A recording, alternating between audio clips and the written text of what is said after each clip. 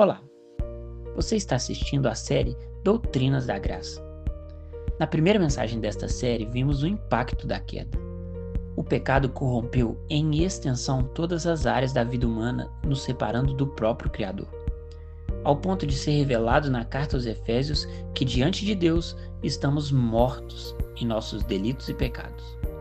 As Escrituras ainda revelam que nenhum sequer é capaz de buscar e reconectar este relacionamento. Por fim, nas palavras do apóstolo Paulo aos Romanos, éramos considerados inimigos de Deus. Sendo assim, tal missão impossível aos homens. Porém, no vídeo de hoje veremos que no caminhar da revelação bíblica há um grande propósito eterno para o homem em se relacionar novamente com o Criador. Assista agora o segundo episódio da série Doutrinas da Graça, o segundo ponto, eleição incondicional. Nós, como igreja, decidimos pensar um pouco, passar para os nossos irmãos, aqueles que nos acompanham nas redes sociais, um pouco do que nós pensamos. E essa série chamada 5 Pontos do Calvinismo, que na verdade foi criada depois por obra de João Calvino, muito tempo depois, mas elas resumem basicamente o pensamento reformado da nossa igreja e aquilo que acaba embasando a nossa fé. Na semana passada foi falado sobre a depravação total, que é o primeiro e principal ponto dessa história. Ou seja, a partir do momento que nós descobrimos que somos totalmente depravados, e alguns chamam esse termo de depravação generalizada, um pecado generalizado, nós agora estamos mortos em nossos delitos e pecados, como diz a palavra do Senhor. Aí nós partimos para o segundo ponto do tulipe, que é a eleição incondicional. Mas vale lembrar que o fato de falarmos que é eleição incondicional não quer dizer que ela não tenha condição nenhuma. O que quer dizer é que a condição para a nossa eleição não está em nós, mas é o próprio Deus que nos elege a partir da sua soberana vontade. Nesse sentido, o texto de Paulo aos Romanos, no capítulo 11, versículo 6, diz assim: "E se é pela graça, já não é pelas obras. Do contrário, a graça já não seria graça." Então, o que quer dizer essa questão da eleição incondicional? Quer dizer que em mim ou em você, nos seres humanos em geral, não há nenhuma situação de bondade, de obras, que possa atrair o olhar de Deus para nós. Ou seja, nós, com qualquer um pecado, por menor que pudesse ser, nós já estamos, Deus olhando para nós, nos vê como pessoas pecadoras, totalmente pecadoras. Então, quando Deus nos chama, e aqui a ideia de eleição, no sentido de nos escolher para Ele, Ele não olha a bondade que está em nós, ou nem mesmo a maldade que está em nós, porque Ele nos elege, Ele nos chama a partir da sua soberana vontade. E o texto fala que é pela graça, e se é pela graça, já não é pelas obras. Hoje, as pessoas têm muita facilidade de procurarem um caminho para a salvação a partir da religiosidade, a partir das boas obras, a partir de um bom comportamento. Todas essas coisas podem ser boas, não estou dizendo que elas sejam ruins, mas não é isso que atrai a Deus. Outros até mesmo estão dentro das igrejas e querem que de alguma forma Deus seja impactado com a sua vida. E não é esse o caso.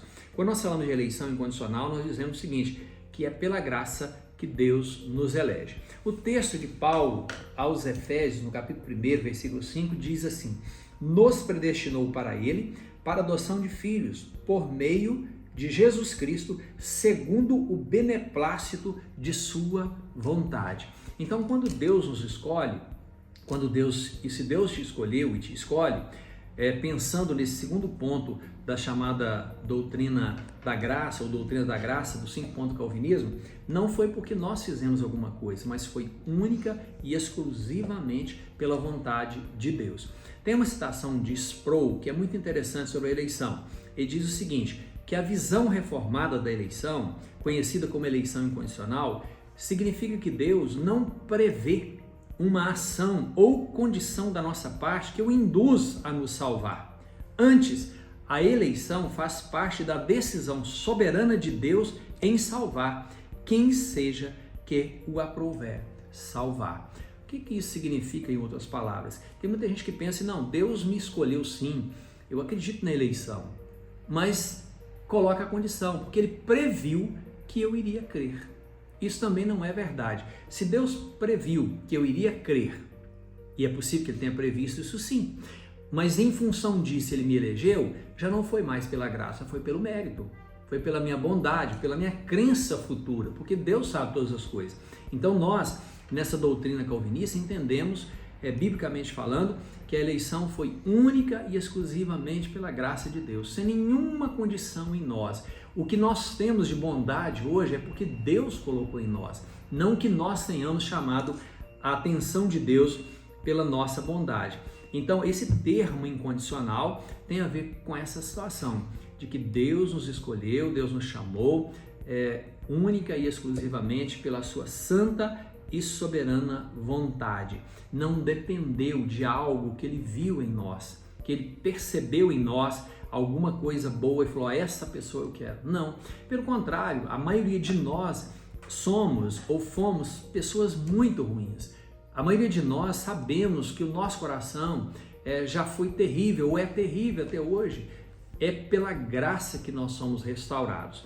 Então esse é o segundo ponto que nós temos aqui a apresentar em relação ao tulipe, né? A depravação total e a eleição incondicional. Então pense, se hoje você é uma pessoa que crê em Cristo, uma pessoa que tem certeza da vida eterna, não foi pelos seus méritos, não foi pelos méritos da igreja, do pastor, do padre, de quem quer que seja, mas foi pelos méritos de Cristo, sem nenhuma condição. Então não há no seu coração, tem gente que fica pensando, eu sou muito ruim, não tem jeito para mim. Tem jeito sim. Deus é especialista em salvar pessoas pecadoras. Aliás, foi para isso que Jesus veio. Então não depende de como você está, depende do que ele vai fazer em você e o que é que a sua vida vai se tornar.